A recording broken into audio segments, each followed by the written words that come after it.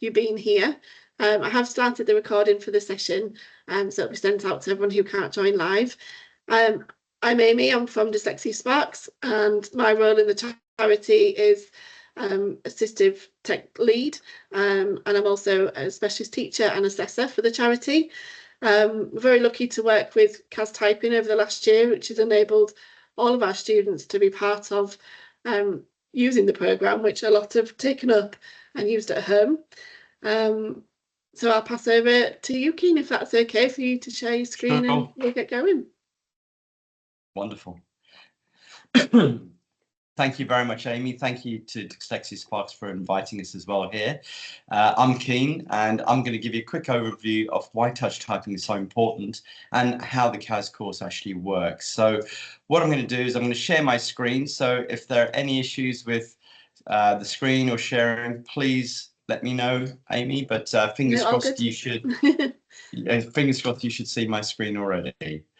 So basically, KAZ is inclusive touch typing software. It's the only one which has been developed to cater for students with specific challenges, such as dyslexia, ADHD, visual impairment as well, hard of hearing. And we cover the full range, so students from 6 to 11, as well as young adults and college stroke in the workplace as well.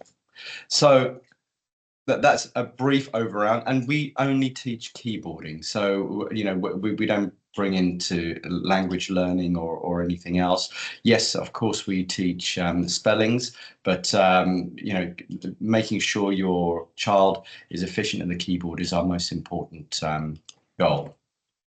So basically, preparation is the key for all our students, and in effect, our whole exam system is about to change. So Pearson's are actually offering students the chance to take their English language and English literature exams digitally for the first time.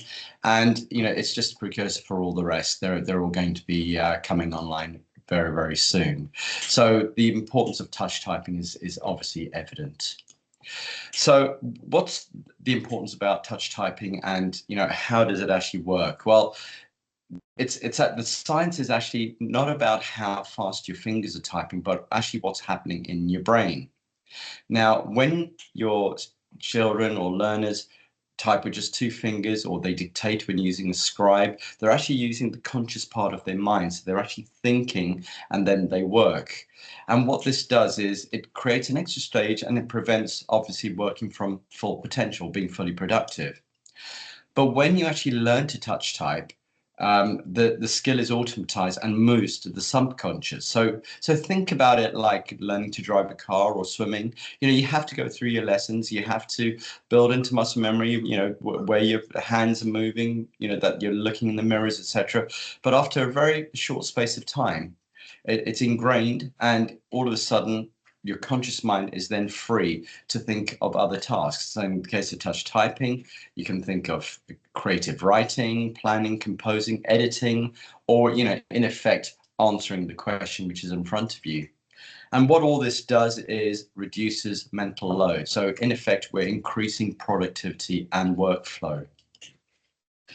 So why is touch typing so important? Why do so many assessors, teachers recommend touch typing for your students? Obviously, apart from what I've actually just said.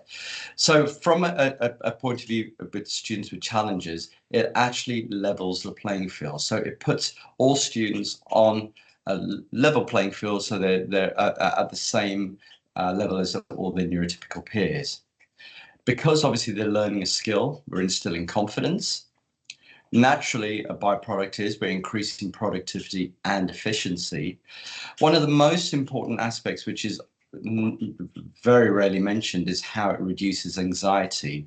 And a lot of students with dyslexia, with ADHD, or on the autistic spectrum, you know, there can be issues with face-to-face confrontation. And, you know, when you're talking to a screen, it removes that barrier. So we're, you know, and because you're learning a skill and the skill is automatized, all of a sudden students are actually transmitting their thoughts directly without the need potentially for communication via speech, etc. So, you know, this is a major case which needs to be really discussed, the anxiety aspect. And obviously, lastly, as we've just discussed, for use in exams. So, if you're allowed to take majority of students who are allowed assistive technology are allowed laptops, and if you've got a laptop, you need to be able to use it properly. So we need to stop the one word and the two word answers and actually allow your student to actually type the whole response in full. So what touch typing does, it's hugely impacts the writing process. It provides an alternative method for communicating, and it's also very key to accessing other assistive tech. And I'm talking things like mind mapping software, even something similar to emails or Microsoft Word. It allows us to get that information keyed in. So what are the differences which the KAZ course caters for? So we're looking at a variety of differences. You can all read, so you can see dyslexia, ADHD, dysgraphia, hearing impairment, visual impairment, and these present themselves in different ways. So, for example, some students will have brain fog or mental fatigue, poor working memory, difficulties with processing, spelling and speech, poor motor skills. And basically, we've worked with all leaders in their field to make sure that the KAZ course caters for students with all these challenges. Now, prior to that, the KAZ historically was tried, tested and proven by the Open University. They were so impressed with the course, they actually wrote a white paper on its effectiveness, which is actually also on our website for you to see as well. So what I'm going to do is I'm going to take you live shortly to the course and actually show it to you. But just that you're aware, every single course of ours now opens with the specialized preference screen. Now, we used to originally have two different courses, a mainstream course and a SEN course. And when we initially launched the SEN course or the course with this preference screen, we had probably 130 emails from different schools within the first 2 to 3 months saying that this was absolutely incredible and that they didn't realize student X had dyslexia or student Y had visual impairments. And now this is really quite important because everyone gets assessed or screened at different stages. Screening now is far greater than it used to be, thankfully. But children do get missed. So something like this is so basic and so simple, it caters for that child and it then alerts. Now, in developing this preference screen, we actually work with the Dyslexia Research Trust. Now, the Dyslexia Research Trust are responsible for the special frequencies of yellow and blue, which are filters which drop in, and all their research has been introduced into and improved into the KAZ course. So, the KAZ course has completely been adjusted with typefaces, font sizes, etc. And then more recently, we worked with the Thomas Pocklington Trust because we wanted to be a complete package which catered for every child in the class. And, there are a lot of students with visual impairment and, of course, blind students as well. So the course has been adapted with the help of the Pocklington Trust to cater for visually impaired and blind learners. Now, that is a completely separate course, which I'll show you how the students will enter. And what that does is it has a lot more assistive tech incorporated into it. There are a lot more sounds. There's a lot more audio. So, it doesn't necessarily suit our mainstream and neurodivergent course as well, students as well. So, but the choice is there for the students to use. So what I'm going to do is I'm just going to go onto the live course shortly. So if you please just bear with me. So hopefully you can now see the live course.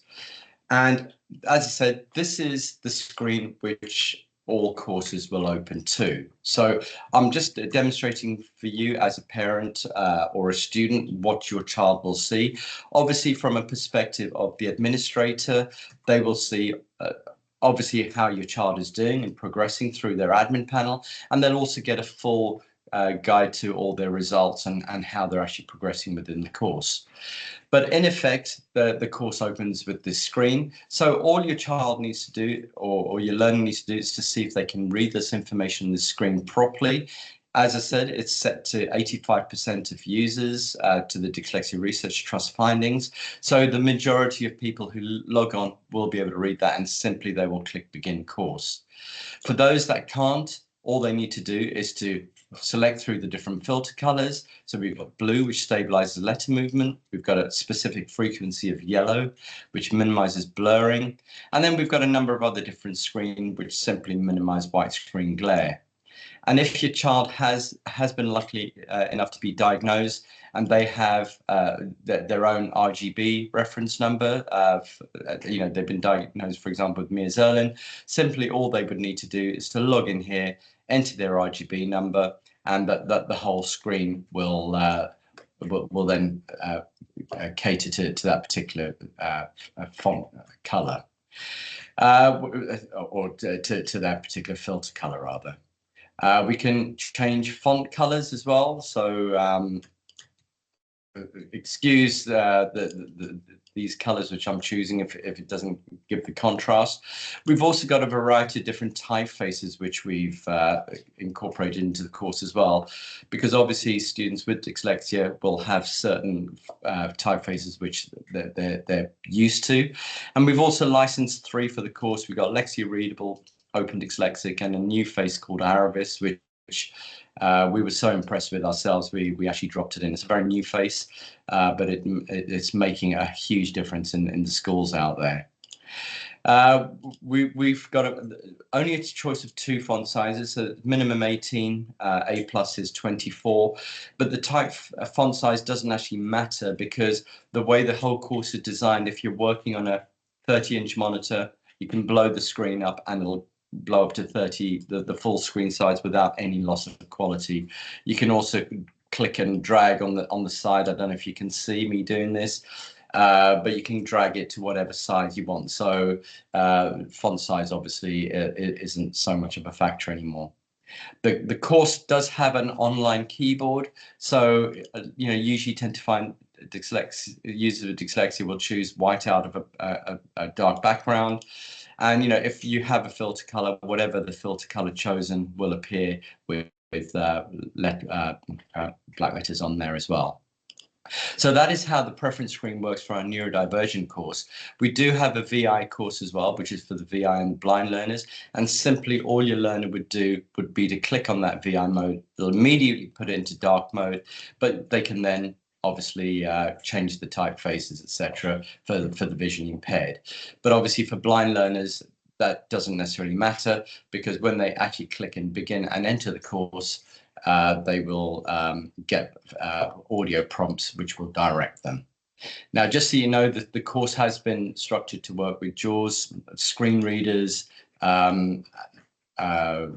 Google transcripts, so it will work with all other assistive tech. That's how we've actually designed it.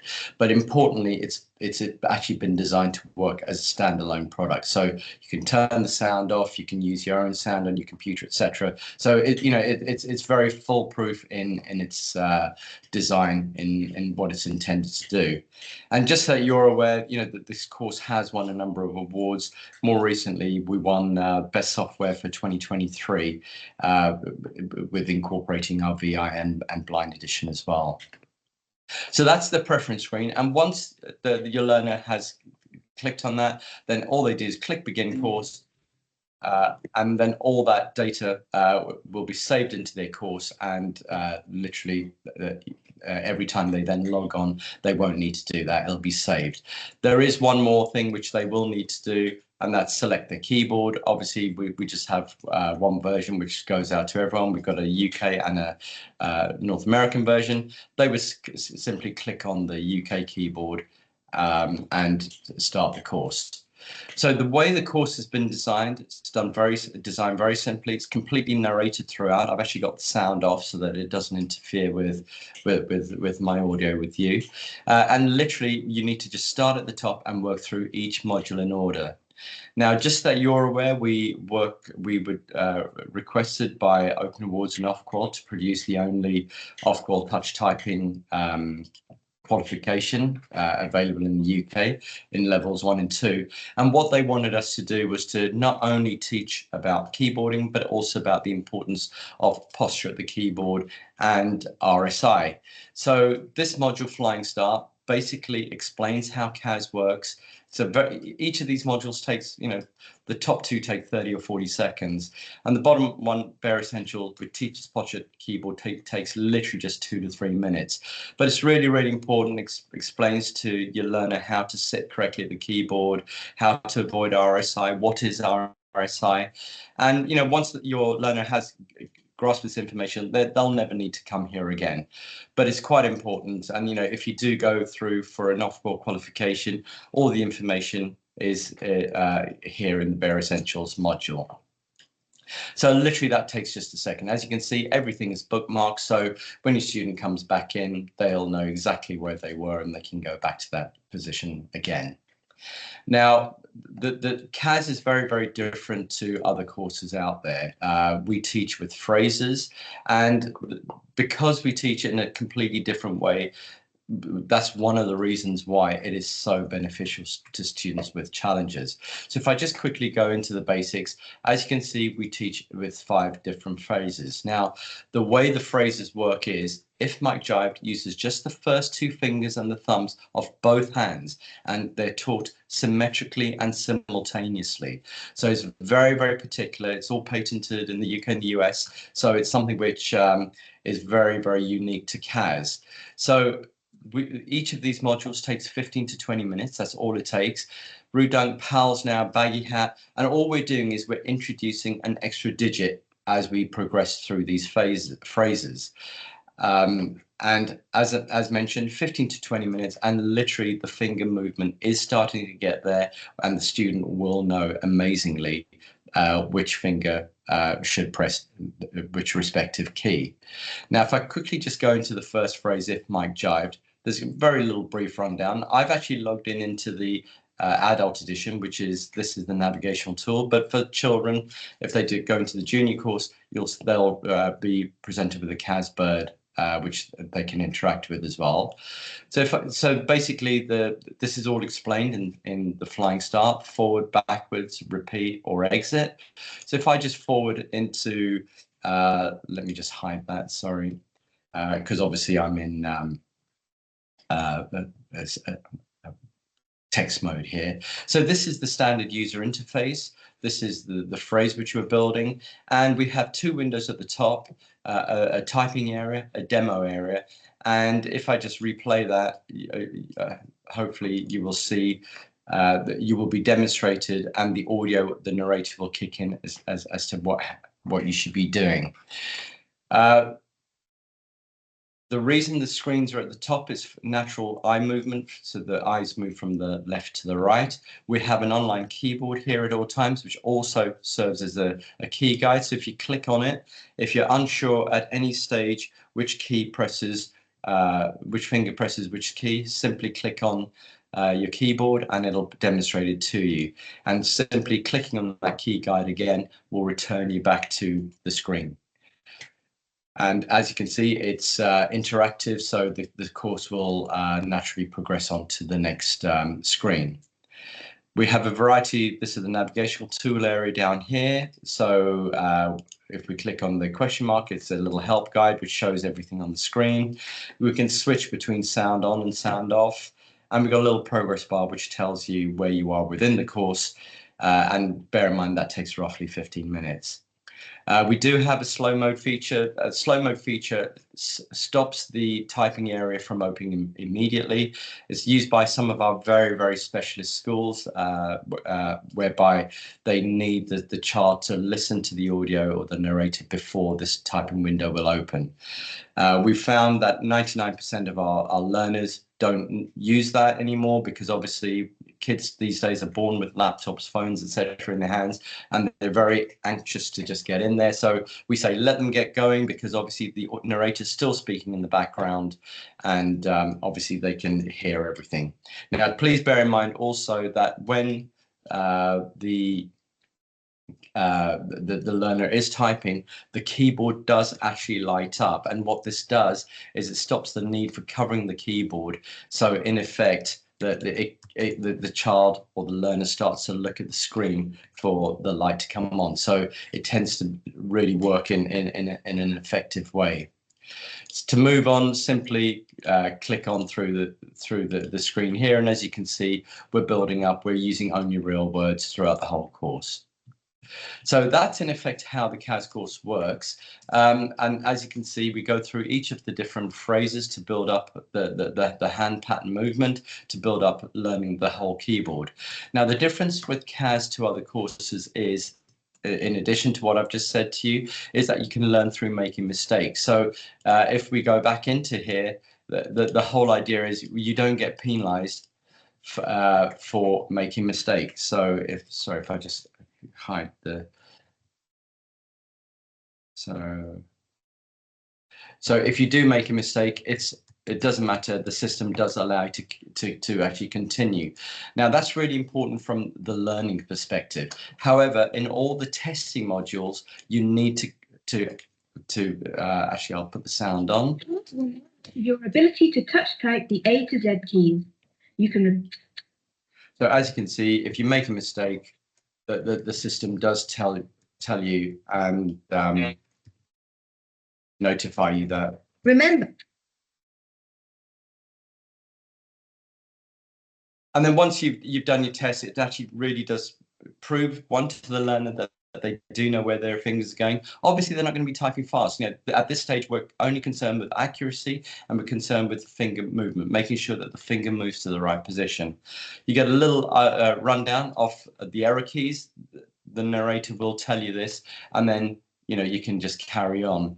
Now, the important thing with learning with KAZ and learning touch typing is that touch typing it's about practice. So mistakes are going to be made, and that's fine. But the important thing is that we learn through making mistakes. Now, please bear in mind the VI course or the blind course is different to this course, because obviously we need to enforce muscle memory right at the onset. So there are lots of audio warnings, etc., on the VI edition as opposed to this edition. But we've found that this works absolutely brilliantly. So from the basics point of view, we've now instructed your learner as to which fingers press which keys. Now what we need to do is we need to ingrain that into muscle memory. So we need it to be repetitive. We need the learner to be able to think that word onto the screen. And this is what the challenge modules have been designed to do. So we're still concerning ourselves only with accuracy. We worry about building speed at the end, because obviously we need to limit the amount of errors which are being made. It's fine. We have assistive tech. Microsoft Word, when we're typing in, will tell us if we've misspelled a word. But what we want to do is we want to save time going back and correcting, because if we can ingrain into muscle memory at the onset, then the children or the learner will be able to type a greater piece of text without making mistakes. So that is where we now move into the Just Do It module. Now, this has been an absolute game changer for KAZ over the last couple of years. We've still got the Just Do It initial builder in there, and that's for students who don't like working against the clock. But the clock has been set in the challenge module so that even the students with the severest challenges will be able to complete the task. Now, teachers also have the ability in their admin panel to adjust the clock so they can make it slower or faster or zone off to groups. So if I go into the challenge module, we've got 3 challenges. Now, bear in mind, this was initially designed for students with short memory problems, but we found that it worked across the board incredibly well. And as I said, the feedback which we had in the first 6 months from our teachers who used the course was absolutely incredible. We actually put it throughout every single course of ours. So that's the difference it made. So challenge 1, we've licensed text-to-speech software for this, and we've collated banks of words which have been which take into account dyslexia users, students with ADHD, etc., who like word lists, whereby commonly misspelled words, because obviously what we're trying to do, we don't want you to think, how do I spell dyslexia? Is it I before E or E before I? We want it to be natural. That is just, you will see the word and you'll immediately just type the word. So challenge one, we've got probably about 650 words which have been introduced there. And they focus just on the first two phrases, if Mike, jive, and rude dunk. Challenge 2, we've got about 350 words, focusing just on the third and fourth phrases. So we're just getting that dexterity. We're getting the fingers used to moving to those positions. And then challenge 3, I believe there are only about 100, 150 words, which will bring in those last fingers. So it's been specifically designed so that it really, really works. And for schools and with Dyslexia Sparks, they will have an extra challenge module where they can actually introduce their own vocabulary. So that's where it comes into its own from a perspective of schools and zoning of different vocabulary for different year groups. So if I just go into challenge 1, we just give the child a brief rundown, and I'll put the sound on now. So in effect, what the student will do is they'll see the word. Men. M-E-N. They'll hear the word, and then they'll hear the word spelled, and then they'll type the word. M-E. And they'll do that. They'll hear that 3 times. Now, as I said, the clock is set to 15, 16 seconds. Dried. D-R-I-E-D. Dried. D-R-I-E-D. Drive. Okay. D-R-I-D-E. I'll just turn that sound off. So basically, the way this challenge module's been designed is what we're trying to do. It's random words selected over the course of different challenges. So we're read. R-E-E-D. Sorry, apologize about that. So in effect, they're going to see this word, hear the word, type the word 3 times, building into muscle memory all the time. There are a few extra different features on there. They can show the keyboard, they can hide the keyboard, they can move between the challenges using the navigational tool in the same way. And, so all the results for this are all saved in their admin panel. And, so teachers can view it, parents can view it. And if you go into the results section, for example, we did that big test a little bit earlier, and it gives a full rundown on the error keys. So, it gives the student an opportunity, if they want, to go back to the particular module with the JN to practice that again. But generally, we say, unless, it shows off a huge list of errors, in this case A, you can go to that section or just carry on, because obviously it's a question of building muscle memory, and that just takes time. And as you can see, all the modules sections give full reporting as well, and all this data is cast in teachers' back offices as well. So if I just go back to the course, and the rest as a module teaches the shift, number, and punctuation keys. And then lastly, and more importantly, we've got the speed builder, which is where we are now concentrating on building speed and accuracy. And if we go into this, please bear in mind I'm on the adult edition now. You can practice just either the A to Z keys, the whole keyboard, or take a test. And the take a test is quite good, because it'll actually show your learner what their typing speed is in the real world. So are they typing at 20 words per minute, 50 words per minute? This will actually give them an accurate test. And bear in mind that the positives of KAZ is our whole off-board qualification is based around this. So the benefits there are immediate, because your learner will be used to seeing what they're going to see on the off-board test as well. So in effect, that is KAZ. As mentioned, that's the course. It's got full reporting throughout it.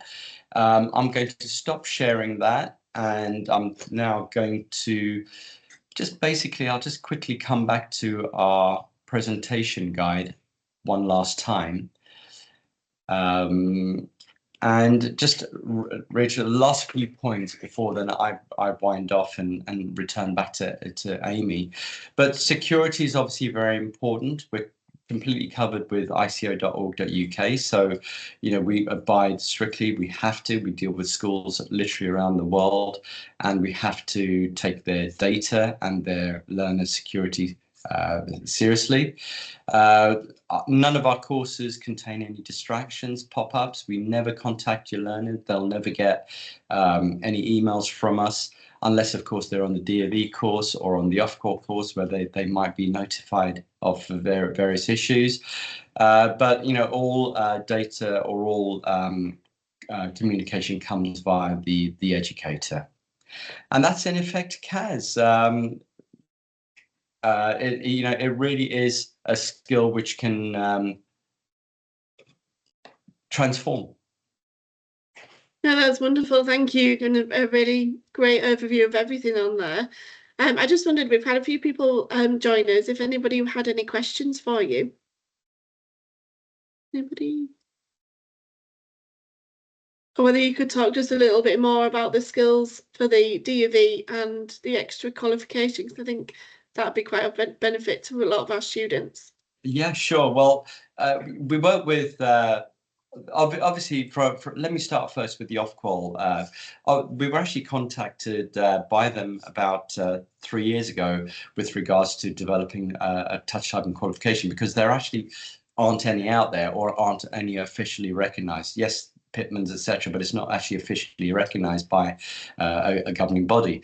So we work with them. We're the only company outside of off-qual whose systems have been fully vetted and approved for use by off-qual. So they actually use our systems in we hold all the tests. We've been approved as I think it's called an AIV, whereby we can actually now distribute qualifications on their behalf. So it's quite fantastic what's actually been done there.